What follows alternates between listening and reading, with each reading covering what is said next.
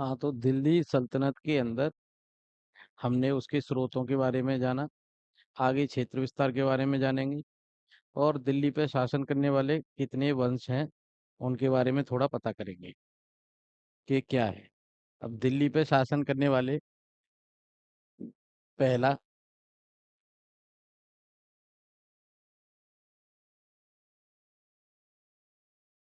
गुलाम वंश। इसको आप मामलुक वंश, मामलुक वंश के नाम से जानते हो। ये पहला वंश है जिसने दिल्ली पे शासन किया। दूसरा वंश आप इसको देखेंगे, खिलजी। तीसरा वंश देखेंगे आप, तुगलक। चौथा सैयद। और लास्ट है लोधी। लोधी वंश। तो ये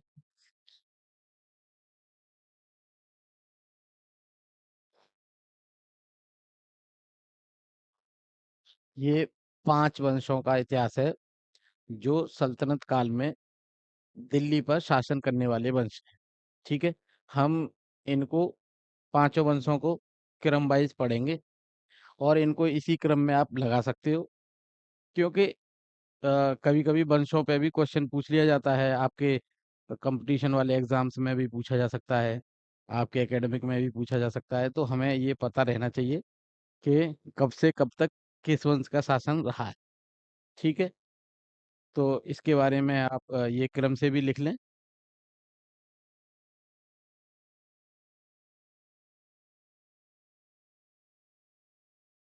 तो ये जो भी वंश हैं जिन्होंने दिल्ली सल्तनत पर शासन किया है, इनका ये टाइम पीरियड है।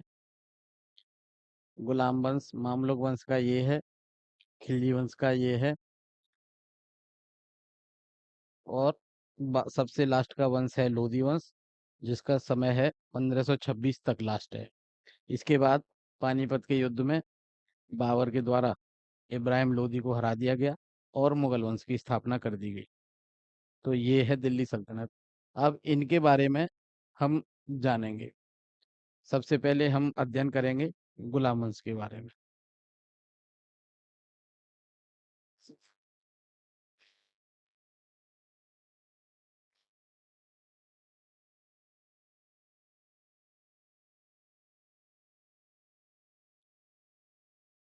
तो आप देख रहे होंगे कि 1192 में तराइन का जो दूसरा युद्ध हुआ, इसके साथ इस्लामी राज्य की स्थापना हो गई।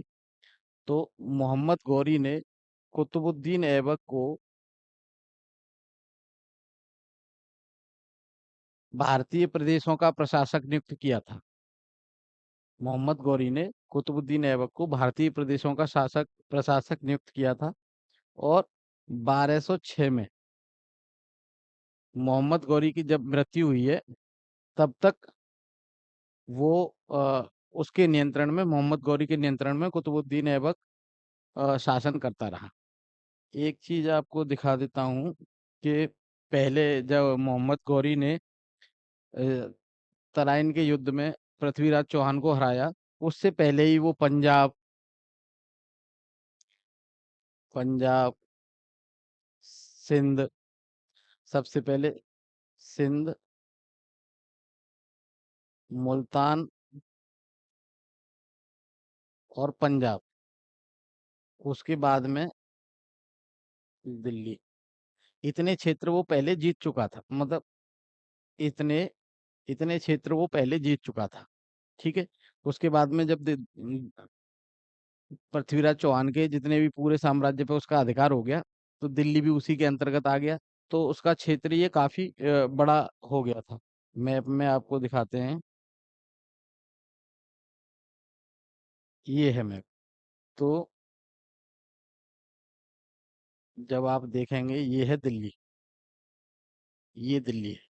अब दिल्ली से पहले, ये यहाँ पे आपने देखा होगा, ये घोर का प्रदेश है। तो यहाँ तक ये सिंध वाला एरिया है, ये सिंध वाला एरिया है, ये मुल्तान वाला एरिया है। और ये पंजाब वाला एरिया है। तो ये उसके नियंत्रण में पहले ही आ चुके थे। और जब ये वाला एरिया आ गया, तो ये वाले क्षेत्र भी उसके नियंत्रण में आ चुके थे, मोहम्मद गौरी के नियंत्रण में। तो इन क्षेत्रों का जो भारतीय क्षेत्र हैं, सिंधु नदी के इस साइड के और ये पंजाब वाले क्षेत्र, इनका प्रशासक जो नियुक्त किया गया था, वो कुतुबुद्दीन ऐबक,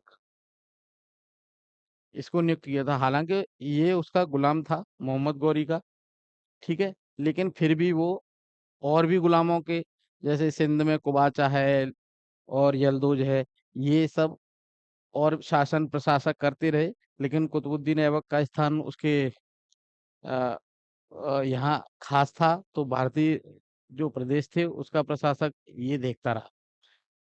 तो 1192 से लेके और 1206 तक, जब तक मोहम्मद गौरी की मृत्यु हुई है 1206 में, तब तक वो ये जो सारे कुतुबुद्दीन ऐबक है, याल्दोज है, कुबाचा है, ये सारे लोग उसी के अंडर, मोहम्मद गौरी के अंडर शासन करते रहे।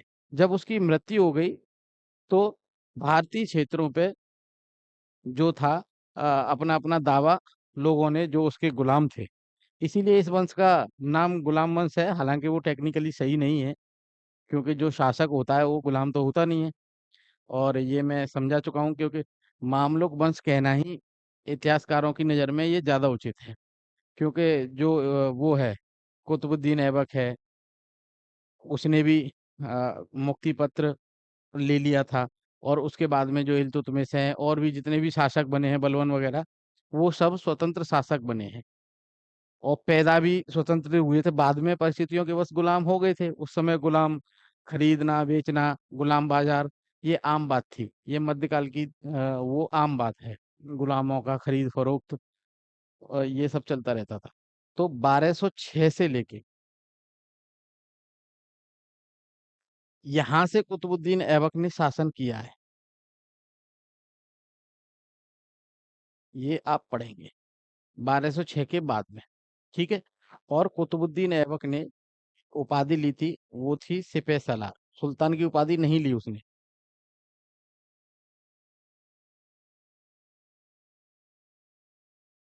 सिपह सलार की उपाधि ली। और उसने जो भारतीय प्रदेश हैं, उसकी राजधानी दिल्ली न बनाकर लाहौर को बनाया था। ये एक याद रखने वाली चीज है कि कुतुबुद्दीन ऐबक ने जो भी भारतीय क्षेत्र, दिल्ली सल्तनत की जो स्थापना करी थी, उसकी राजधानी दिल्ली न होके लाहौर थी। वो लाहौर से शासन करता था, जो भी भारतीय क्षेत्र प्रदेश थे। हालांकि उसने बाद में काफी विस्तार किया, उसने गुजरात को हरा दिया, मालवा को हरा दिया। और ये तो कुतुबुद्दीन ऐबक के टाइम में ही जयचंद, ये सारे प्रदेश जीत लिए गए थे। बुंदेलखंड, जयचंद, मालवा और गुजरात, राजस्थान, राजपूताना, ये अपना इधर क्षेत्र विस्तार धीमे धीमे होता गया, ठीक है। ये मैप के हिसाब से आप याद रखना। और इसको मिटा देते हैं।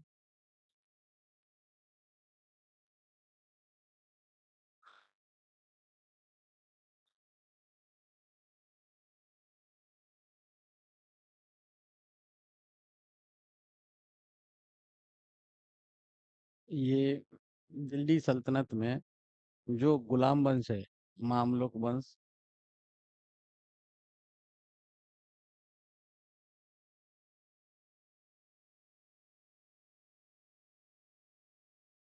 गुलाम वंश, इसके ये शासक हैं। कुतुबुद्दीन ऐबक का शासन 1206 से 10 तक, इल्तुतमिश शाह 36 तक, और रुकनुद्दीन फिरोज शाह ये थोड़े समय के लिए शासक बना है, थोड़े महीनों के लिए, 36 में ही इल्तुतमिश की मृत्यु के बाद में ये शासक बना। उसके बाद फिर रजिया सुल्तान बन गई। तो 1236 से 40 तक रजिया सुल्तान। बैराम शाह थोड़े समय के लिए 40 से 42 शासक बना है। उसके बाद मंसूर शाह और नासरुद्दीन महमूद 46 से 66। और उसके बाद बलवन, बलवन के बाद में 2 साल के लिए के खुसरो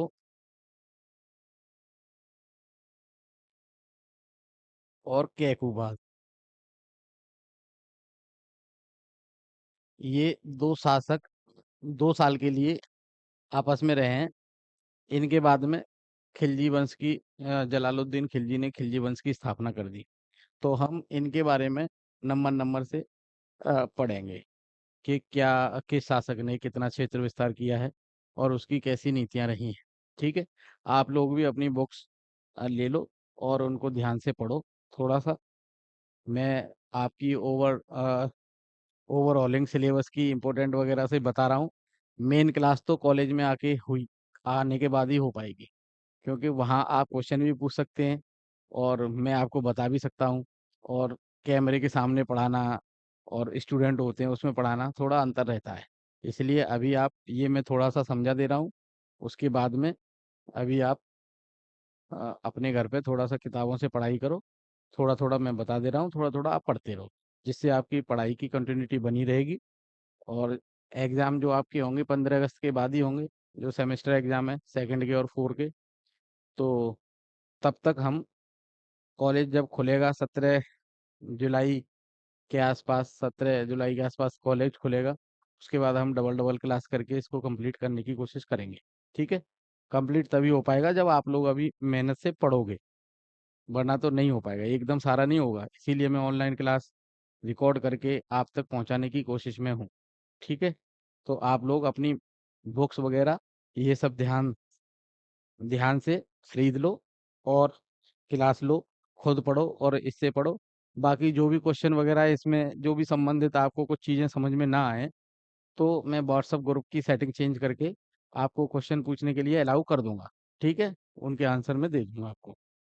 तो आप इस चीज़ का ध्यान रखें।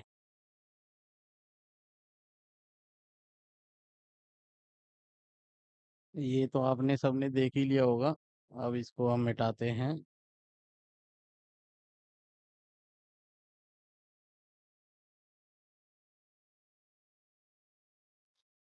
कुतुबुद्दीन ऐबक की उपाधि थी लाख बख्श।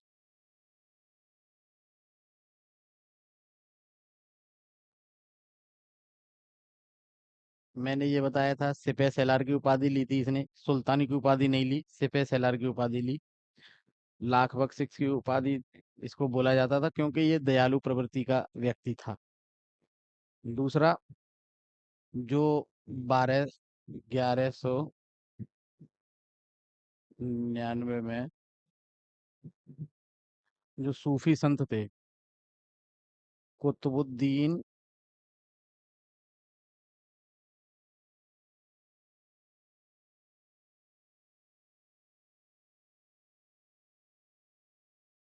कुतुबुद्दीन बख्तियार काकी, इनकी स्मृति में कुतुब मीनार,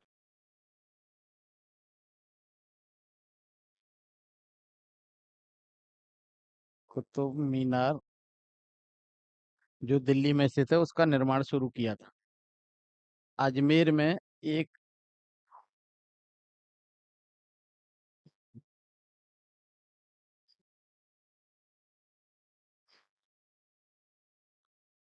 2.5 दिन का झोपड़ा, ये बिल्डिंग का नाम है। बेसिकली मस्जिद है, संस्कृत विद्यालय को तोड़ के मस्जिद का निर्माण कराया था, क्योंकि ये 2.5 दिन में बना दी गई थी, इसलिए इसका नाम ही 2.5 दिन का झोपड़ा पड़ गया है। ये है अजमेर में, जो आप लोगों से पूछी जा सकती है। ठीक है। लाख बख्श इसकी उपाधि थी। सिपह सलार की उपाधि ली इसने, सुल्तान की उपाधि नहीं ली। राजधानी दिल्ली की जगह पे लाहौर से इसने शासन किया। और कुतुब मीनार का निर्माण इसी ने शुरू कराया 1199 में। और 2.5 दिन का झोपड़ा जो अजमेर में स्थित है, वो भी इसके ही काल में निर्माण कराया गया। ठीक है। ये चीजें याद रखने वाली हैं। 1210 में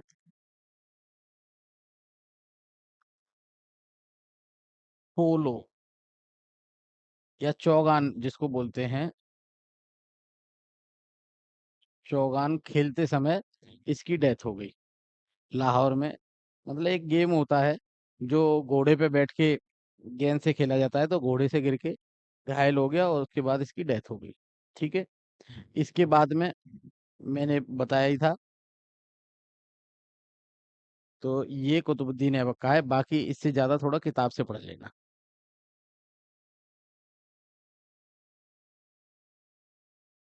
इस कुतुबुद्दीन ऐबक की मृत्यु के बाद में आराम शाह ने कुछ समय के लिए सुल्तान बन गया, आराम शाह। ठीक है। लेकिन वो लोगों में लोकप्रिय नहीं था, इसलिए जनता ने, दिल्ली की जनता ने, उस समय बदायूं का इक़्तिदार था इल्तुतमिश।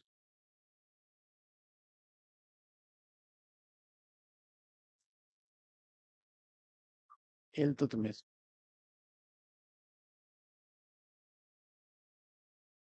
दिल्ली की जनता ने और बदायूं की जनता ने मिलकर इसको आमंत्रित किया कि आप दिल्ली के सुल्तान बन जाओ। तो आराम शाह को इसने हरा दिया और इल्तुतमिश सुल्तान बन गया। दिल्ली सल्तनत की जो वास्तविक स्थापना की है, वो इल्तुतमिश ने की है। इसीलिए इसको दिल्ली सल्तनत का वास्तविक संस्थापक बोला जाता है, इल्तुतमिश को। और इसने अपनी राजधानी लाहौर की जगह पे दिल्ली को ही बनाया। इसीलिए इसको वास्तविक संस्थापक बोला जाता है, क्योंकि ऐबक की राजधानी दिल्ली थी नहीं, इसकी राजधानी दिल्ली थी। और यहाँ से ही इसने शासन प्रशासन चलाना शुरू किया।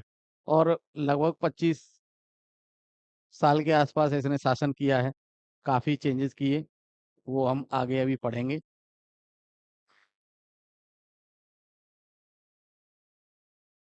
इल्तुतमिश जब दिल्ली का सुल्तान बना, तो कई सारी समस्याएं उसके यहाँ थी, मतलब मौजूद थी साम्राज्य में। पहली समस्या, बंगाल का गवर्नर था अली मर्दान, उसने अपनी स्वतंत्रता की घोषणा कर दी थी। तो बंगाल को अपने कंट्रोल में लाना, ये समस्या थी। बहुत सारे राजपूत राज्य, कुतुबुद्दीन ऐबक की मृत्यु के बाद में जो अव्यवस्था फैली थी, उसके बाद बहुत सारे राजपूत राज्यों ने स्वतंत्रता की घोषणा कर दी थी। तो उनको अपने कंट्रोल में लाने की समस्या थी। अर्थव्यवस्था की स्थिति भी डामाडोल थी, उसको भी रिकंस्ट्रक्ट करने की उसके पास समस्या थी। और जो याल्दोज और कुबाचा, जो कुतुबुद्दीन ऐबक की तरह ही मोहम्मद गौरी के दास थे, तो वो भी साम्राज्य पे अपना दावा कर रहे थे। तो वो भी समस्या। और दिल्ली सल्तनत में एक सुव्यवस्थित तरीके से प्रशासन को गठन किया जाए प्रशासन का, तो ये भी उसके सामने बड़ी समस्या थी। उसने एक एक करके सारी समस्याओं का, उसने बंगाल अभियान किया, अली मर्दान को पराजित किया और बंगाल को अपने कंट्रोल में लाया। जो राजपूत राज्य थे, मालवा है, ठीक है, कन्नौज की साइड में है, और इधर राजस्थान में है, तो उनके खिलाफ उसने उसने अभियान किए, राजपूत, और हराया उनको, वो कंट्रोल में लेके आया। अर्थव्यवस्था को गठित करने के लिए उसने एकता व्यवस्था की शुरुआत की, और खालसा भूमि को सीधे राज्य के कंट्रोल में लेके आया, जिससे इनकम बढ़े, ठीक है, राज्य की। तो इस तरह से उसने ये, एक मंगोल समस्या और थी, मंगोल आक्रमण।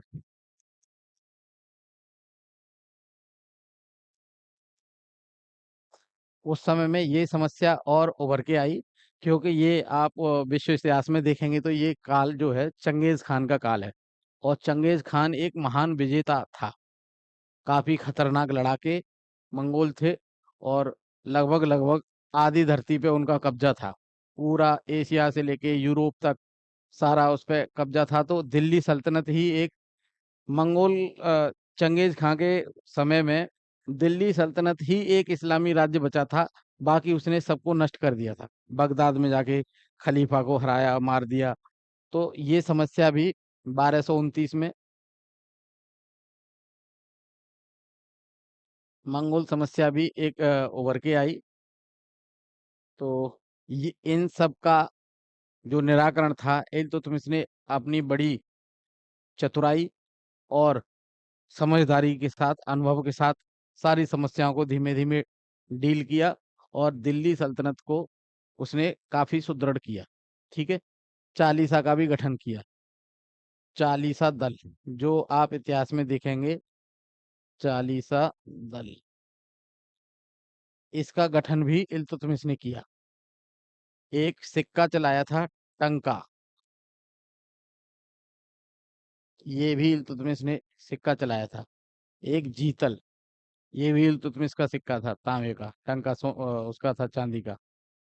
तो बहुत सारे प्रशासन में उसने, और जो प्रशासन था, चूंकि आपने देखा होगा कि कुतुबुद्दीन ऐबक जो था, उसकी उसके भी कोई लड़का नहीं था। ठीक है। मेनाजुल सिराज इतिहासकार है, वो बताता है कि वो पुत्रहीन था। और ये जो इल्तुतमिश था, वो उसका गुलाम था, कुतुबुद्दीन ऐबक का। अपनी लड़की की शादी इल्तुतमिश के लिए कर रखी थी, तो एक तरह से दामाद हुआ इल्तुतमिश। तो इस तरह से इसने फिर एक फारसी या ईरानी साम्राज्य की स्थापना यहाँ पे रखी। उसी की तरफ ईरानी या फारसी साम्राज्य की तर्ज पे ही उसने प्रशासन का गठन किया, शासन प्रशासन का गठन किया। और बहुत सारी जो व्यवस्थाएं हैं, वो ईरानी शासन से प्रेरित हैं, वो इसने यहाँ पे लागू की। ठीक है।